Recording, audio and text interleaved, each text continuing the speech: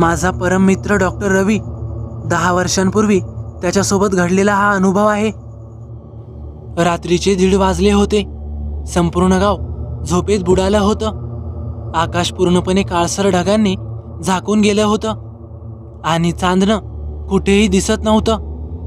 रवीला एक आपत्कालीन कॉल आला। एका गावातील आजारी वृद्ध पेशंटची तब्येत अचानक खालावली होती। तो एकटाच आपली जुनी महिंद्रा जीप घेऊन त्या गावाकडे लगोलग निघाला।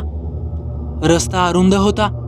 उजवीकडं खोल दरी आणि डावीकडं घनदाट जंगल। गाडीच्या हेडलाईट शिवाय काहीही दिसणं अशक्य होतं। काही अंतरावर गेल्यावर एकाएकी गाडी खडखडायला लागली आणि जोराचा झटका बसला व गाडी बंद झाली। बापरे, काय झाले हे? रवी जरा गोंधळला। गाडीच्या इंजिनला चालू करत असतानाच त्याच्या कानावर एक विचित्र आवाज येतो।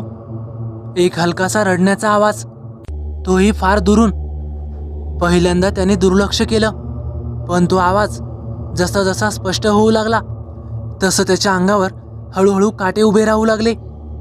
एका लहान मुलीचा तो आवाज होता, शांत पण झुरणारा, वेदनेत बुडालेला।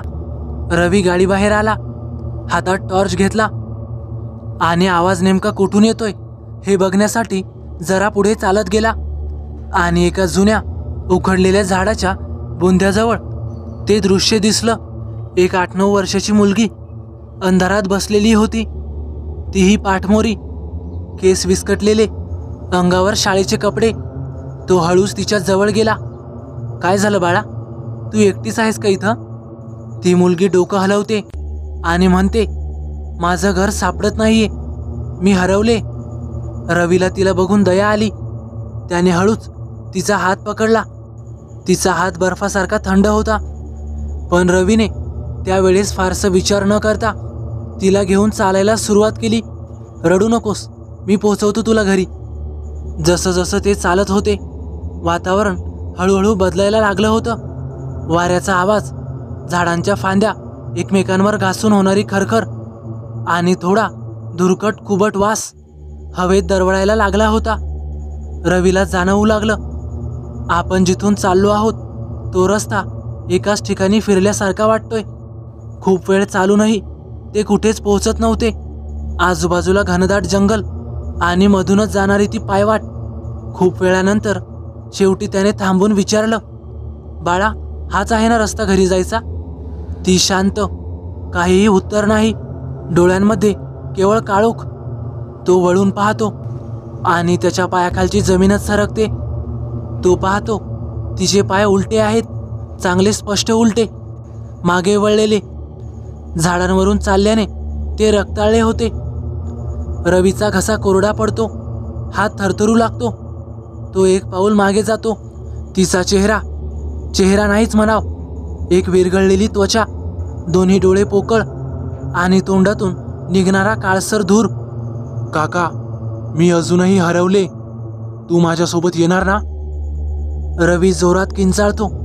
कसाबसा उरला सुरला त्राण एकवटून मागे पळायला लागतो। त्याचं हृदय जोरजोरात धडधडू लागलं। झाडांच्या फांद्या त्याच्या कपड्यांमध्ये अडकतात, पण तो पळतच राहतो। धावत धावत शेवटी तो गाडीजवळ पोहोचतो। तो गाडीत बसतो आणि गाडी चालू करतो, पण समोरच्या मिररमध्ये तिचं प्रतिबिंब। ती गाडीच्या बोनेटवर बसलेली आहे आणि तिचं डोकं 360 अंश फिरून त्याच्याकडेच पाहते। काका, मी पुन्हा हरवले, आणि जोरजोरात विचित्र हसू लागते। रवी जोरात किंचाळतो आणि त्याच्या डोळ्यासमोर अंधार पसरतो। तो बेशुद्ध होतो।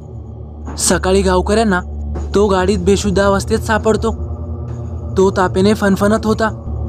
गावकऱ्यांनी त्याला शुद्धीवर आणलं। शुद्धीवर आल्यावर तो फक्त एकच वाक्य बोलतो, ती अजूनही रडते, तिला घरी जायचे।